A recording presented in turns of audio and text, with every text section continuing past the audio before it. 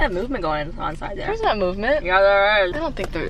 What if they're in there like arguing? And we're like, oh, they're hooking up. Basically, we just pulled up. There's a car next to us with fogged up windows and a light on. They're super foggy. Girl, sorry. What are you eating all my fries Sorry, for? sorry. They gave us 2 straws. It's a date. What's up? My name is Maura. This is Kat. And today we're doing quite a few things in one. Just went to McDonald's. I asked for a large fry. The guy goes, a what? A large fry. And then I get a small sweet tea. They charge me for a large and they give me a small. Kat yells at me as we depart. No, I wasn't yelling. I was gonna say, you go back in there and say, hey, I got a small and you charged me for a large and I got a small. So which one is it? Either refund me or give me a large. But she didn't do it.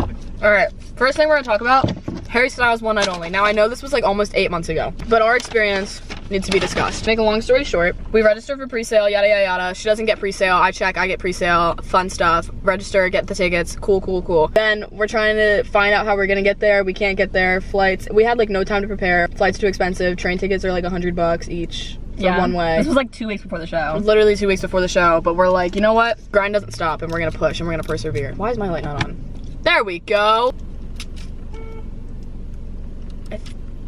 Bro, like there are people around. Like go somewhere. We're trying to film a YouTube video. And it's 7:42 p.m. Like people are still out. Like, anyways, point of the story. Back to Harry. yeah. Maybe the story isn't as interesting as we thought it was. It's really not. Like we ended up just training up there and then we were able to stay at my cousin's place because she lives like in Hey, your cousins. because she lives like in the city. So we train up there and then we get to Penn Station and then we walk to Times Square, walk We back. literally saw it. We met up with each other at Penn Station. We were on the same train but couldn't sit together. Yeah, and we walked to Times Square, walk back. I almost got lost on the way back. I didn't know where we were going. I wasn't know where we were going. I wasn't know where we were going. And then from Penn Station we waited.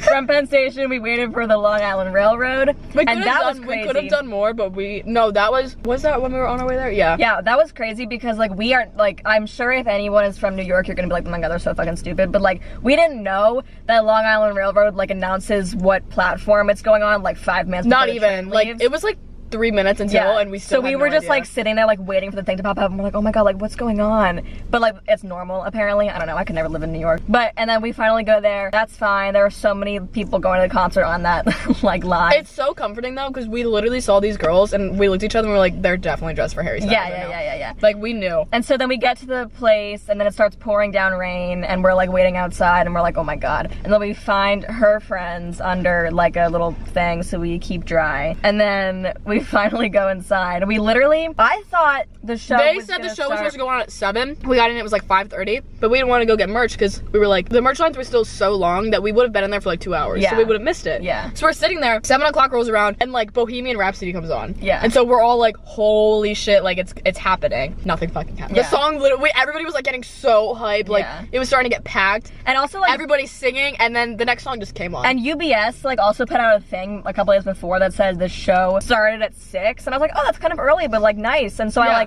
I pre and then it turned into 7. bro, yeah, And 7 that finally came and then on at 8. but No, they didn't- 9. It came on. 9 he came on.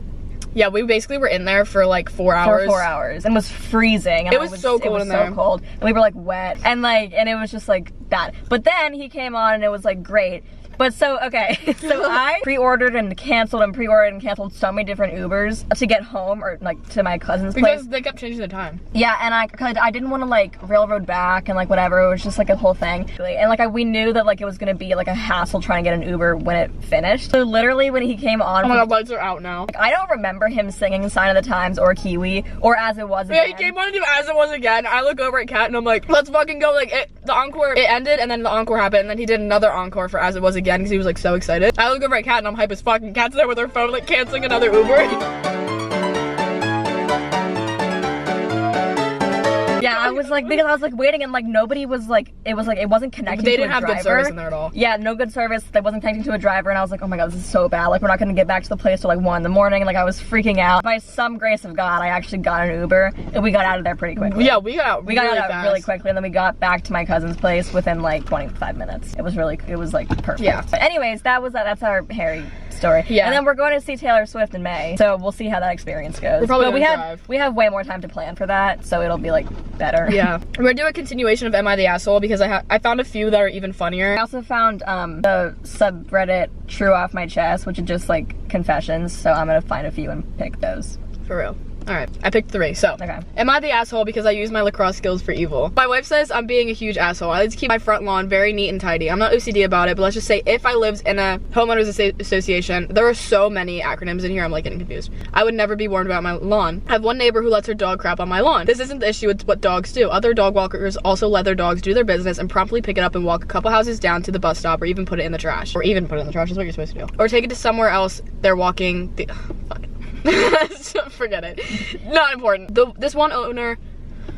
This one neighbor, however, doesn't pick it up unless someone is watching. Well, I have a doorbell camera and I can see from my office when this happens. For the last 2 weeks, I've been using my old lacrosse skills and made a homemade poop flinger to return to her property. I may have gotten enthusiastic and it didn't always land on her lawn. Sometimes the house, sometimes her sidewalk, one time the roof. As I stated, my wife says I'm being a jerk. Am I the asshole? No. If you are gonna let your dog shit on someone else's lawn, which like I'm not like, dogs like poop where they want to poop. Like I'm like, you know, whatever. You can still but pick it up, right? Well, that too. But like pick it up, first of all. That's crazy. No, I think that's actually really funny. I just think the title's funny. Using my lacrosse skills for evil. Yeah. All right, next one I've got. Am I the asshole for walking out of a restaurant because my girlfriend ordered spaghetti? I, 25 male, am dating a woman, 24, named Allie.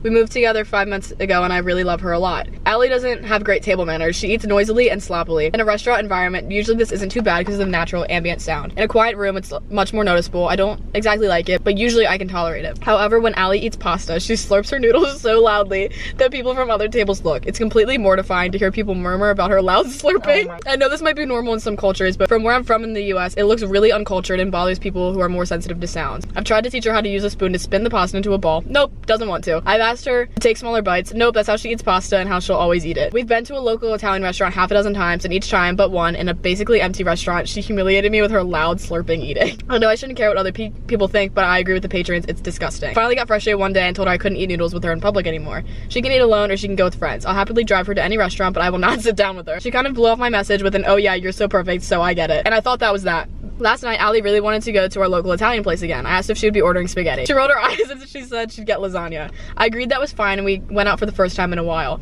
When the waitress asked to come get our order, Allie completely went back on her promise and ordered spaghetti. I told the waitress I wouldn't be needing anything, stood up and walked to our car. I relaxed in the car listening to a podcast until Allie came out a while later. She sat down and started giving me the silent treatment. When we got home, she yelled at me about embarrassing her, would not let me say a single word without shrieking over me, and she said that she was only interested in an apology. I refused and went to another room to loudly talk shit about me to herself, intentionally so I could hear. I don't know if I went too far. No, that is completely justified, and How loud are you slurping for you to be heard over like the music in the restaurant? That's crazy. I hate it when people make any kind of sounds when they eat, like besides like natural like chewing sounds you can't really help. Like you don't make any sounds. But like when people like are making louder than usual sounds, it's so disgusting. And to be embarrassed, like to have someone sitting across from you and like know that people are like I was having spaghetti the other night at home and Owen was in his room. And I still, like, I felt so bad. Like, I had to, like, turn something on. Because, like, you can't really help it all the time. But, like, that's what makes it worse is, like, how loud is she slurping? And it's also the fact that it sounds like he, like, suggested other things to do and she just, like, won't change it. Like, that's, like, and then she's like, oh, you're so perfect, too. Like, he's bringing up this one thing that's obviously very embarrassing and not okay to do. And she's like, how dare you eat? And she's like, oh, well, you have your flaws, too. Like, bitch, stop deflecting and just, like... and just like take what he's saying and fix it. Like that's not that hard. Oh my god, no, that pisses me off so much. No, whoever this man is, I am on his side completely and I would do the exact same thing. I'll take you out for spaghetti. Am I the asshole for making a joke about my brother's affair at his wedding? When I was in elementary school, I was the type of kid who disrupts class often on the report card, so I never focused much in school. My tutor was a freshman. She would come over to our house to help me with homework or something. I barely remember. My brother was the same age as her, so they would talk to each other and ended up dating. She stopped tutoring me officially after like a month, but since she was at our house a lot, I also talked to her a lot and we were close as well. Fast forward 10 years, they got married and had a kid together. 5 years later, John tells me, John is the guy, I just left out the name. He tells me that he's getting a divorce because he's met someone new. It sucks because I liked them together a lot, but whatever. Then he tells me he had an affair with his new girlfriend. Also sucks, and I told him he shouldn't have hurt her like that, but whatever. I also asked how she was doing, and she said not well, but she told me she didn't want to bother me or be the reason I have a bad relationship with my brother. However, 2 months before the wedding, she calls me and tells me that my brother's girlfriend has been harassing her nonstop. Showed me the text about how his girlfriend was saying pretty disturbing thing, yada yada yada, basically just making fun of her and bullying her. I told my brother about this, and he said he would ask her about it. A month later, I asked if he had ever brought it up, and he said he did but saw nothing wrong in the text, which pissed me off. She apologized for involving me in the whole thing in the first place and encouraged me to still go to the wedding where my brother asked me to give a speech. The speech went well until I made a joke. The gist of the joke was me turning to his new wife and telling her that if she's learned anything from this, she should know that my brother will never let his wife stop him from finding the love of his life. This got my brother and wife really mad, and they kicked me out shortly after. My brother's been calling and texting me nonstop, yelling at me. Like, I want to say no because it's like... Up until that point, he was doing so well. Yeah, he was doing really well. I want to say no because, like, you're trying to help. Like, that says a lot about you knowing that your brother's, like, a dick. If you're willing to, like, defend his girls like that, you know? Yeah. But, like, at the wedding, yeah, like, you should have warned her sooner, you know? Yeah. Like, she just said I do and slipped a ring on his finger, smashed some cake in his face, and now you're, like, letting it rip then. Yeah, that's embarrassing for her. Yeah. Like, and like, even though she's clearly, like, a little bit... Maybe she knows. Cuckoo, but, like, that's not... No. Yeah, I feel bad for her. Yeah, no. So I'm gonna say asshole only for embarrassing the wife, not for embarrassing the Yes, husband. I agree. Here's a first confession that I found. I think my dad might have killed someone when I was a kid. One night when I, 36 female, was about 8 or 9 years old, mid-90s, my father took my little brother and I to Blockbuster to pick out movies. We left there and my dad stopped at a corner store for some snacks, and he parked on the side of the building. He left me and my brother in the car while he ran in. On his way out, a man came up behind him and held something to his side. My dad pretended he was going to hand the man his wallet, but he instead elbowed the man in his face and he fell to the ground. The guy got up and came at my dad with a knife, and my dad fought it away from him and stabbed him with it. It was long and that shit went all the way in. That guy let out this horrible groan. I can still hear it. He left the guy on the floor writhing, hopped in the car, and took off. For so many years I thought this was a dream until my little brother mentioned it to me when asking if I remembered. We've never brought this up to my father ever. I've always wondered what happened to that guy, but this was way before cell phones and stuff, so who knows. I mean, that's kind of crazy. It also sounds like his dad was just, I mean, this girl's dad was just defending himself. Like, to know that your dad may have killed someone is kind of crazy, concerning and disturbing. Yeah, so, like, I don't know what to say about that. Yeah, okay. We were just talking about that. Should I do this one? I'll do this one. Okay. Wait, that one. That's me. I left my wife because I'm sick of everything needing to match her aesthetic. I know it seems like a dumb thing to end my marriage over, but after dealing with this for so long, I'm finally done. My wife and I are both in our 30s. We have a daughter. My wife has always been pretty into appearances, but it was never that bad. She just wanted things to look nice when people came over. Then she started an Instagram page for moms and got a massive amount of followers, about 400,000 since our daughter was born. Oh wow. Ever since— Oh, they finished. Yay! Good job, guys. 400,000 since our daughter was born. Ever since then, I feel like I don't live in a house. I live in an Instagram photo shoot. There can't be any proof we actually live here. My wife stresses so much about things looking good that she doesn't actually enjoy the moment. She started a fight with me right after our daughter took her first steps because I had put my drink down the table behind her and it's all she could see, and how she needed to edit it out of the video. She called me a selfish prick for putting my drink down on a coffee table to watch my daughter take her first steps. Our daughter's bedroom is just a mass of beige and cream. There's barely any toys in it, which was fine while our daughter was small, but now she's getting older.